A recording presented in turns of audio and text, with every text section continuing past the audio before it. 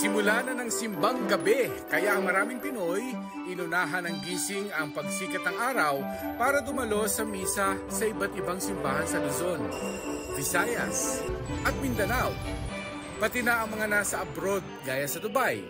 Gaya ng mga nakaraang Pasko, dinagsa ang National Shrine of Our Mother of Perpetual Help o Baclaran Church.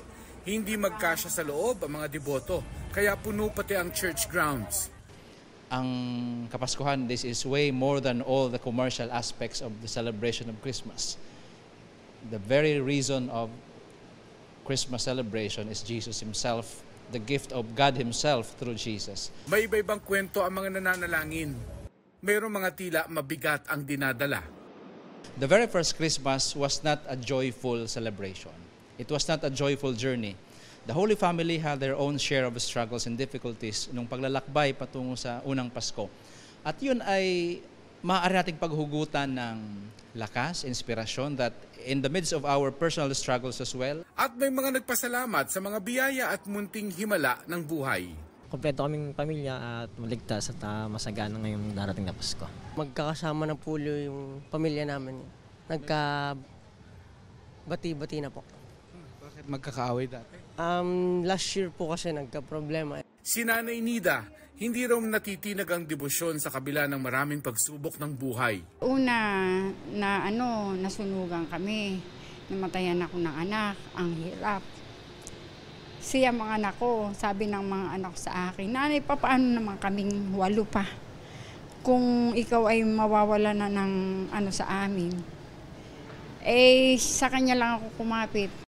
Tinanong namin ang mga kapuso online, ano ang ipinagdadasal mo ngayong simbang gabi? Sabi ng isa, sana raw ay magkita silang muli ng amang 10 taon niya nang hindi nakakasama. Dasal ng isa pa, makabayad na sa lahat ng utang. Habang hiling ng isa pa, good health, long life at magkaroon ng love life at bagong trabaho. Marami ang nagdarasal ng good health at blessings para sa kanilang pamilya. Pati paggaling sa sakit ng mga mahal sa buhay. May mga nagdarasal ng lakas at mahabang buhay para sa kanilang sarili para makapagtrabaho at maitaguyod ang pamilya. Sabi ng isa pang netizen, naway hindi na pumutok ang Bulkang Kanlaon at makauwi na ang mga nakatira malapit doon. May mga nagdarasal din ng pagbabago sa bansa, sa sistema at mindset ng mga mamamayan. Maayos na pamamalakad ng gobyerno ang hiling ng isa pa. Naway pagtuunan daw ng pansin ng mga nagmamahalang bilihin. Para sa GMA Integrated News, ako si Mark Salazar, ang inyong saksi. Mga kapuso, maging una sa saksi. Mag-subscribe sa GMA Integrated News sa YouTube para sa iba't ibang balita.